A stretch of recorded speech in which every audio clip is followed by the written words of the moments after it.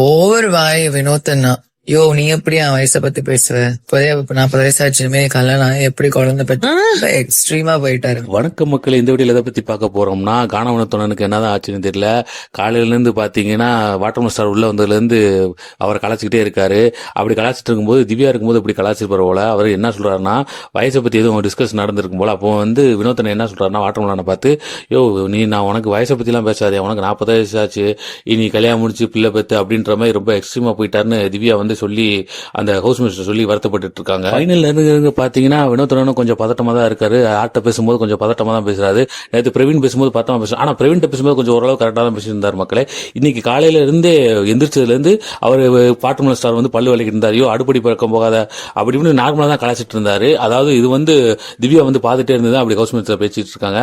ஆனா ஃபைனல் நெருங்க வினோத்தனும் கொஞ்சம் பதட்டமா தான் இருக்காரு. அப்படி பேசிட்டு இருக்கும்போது பாத்தீங்கன்னா சபரி உள்ள வராரு. சபரி உள்ள என்ன சொல்றாருன்னா, அவரும் அதான் சொல்றாரு, இப்ப வினோத்தனை கொஞ்சம் அவர் நிலையில இல்ல, கொஞ்சம் ஃபைனல் நெருங்க அவரை கொஞ்சம் அப்படி இருக்காரு அப்படின்ற மாதிரி சொல்லிட்டு இருக்கும்போது விக்கல் சுக்ரம் என்ன சொல்றாருன்னா, கானா வினோத்தை தப்பா ப்ரொஜெக்ட் பண்றது கானா வினோத்து மட்டும்தான் அப்படின்னு நான் விஜய் சேதுபதி சார்ட்டே சொல்லியிருக்கேன் அப்படின்னு சொல்ல, இந்த பக்கம் பாத்தீங்கன்னா அரோரா அதைத்தான் சொல்றாங்க. அவர் ரொம்ப இதா பேசிட்டு இருக்காரு, எல்லாரும் கிண்டல் பண்ணிட்டு இருக்காரு அப்படின்ற மாதிரி, அவர் தான் இந்த வீட்டு ஓனர் மாதிரி நடந்துக்கிறாரு அப்படின்னு கானா வினோத்தை அவங்க சொல்லிட்டு இருக்காங்க. அப்படி பேசிட்டு திவ்யா கிளம்பிடுறாங்க. திவ்யா கிளம்பினோடனே சபரி என்ன சொல்றாருன்னா, இல்ல அவர் மட்டும் இல்ல, வினோத்தனை மட்டும் இல்ல, நீங்களும் ஒரு சில நேரம் அப்படியே நடந்துக்கிறீங்க அப்படின்னு திவ்யாவை சொல்றாரு சபரி. மக்களே, எனக்கு தெரிஞ்சு ஃபைனல் நெருங்க கானா வினோத்தனே கொஞ்சம் டென்ஷனா தான் இருக்காரு. ஆனா உண்மையிலே டைட்டில் வின் பண்ற அளவுக்கு கானா வினோத் இருக்காரு.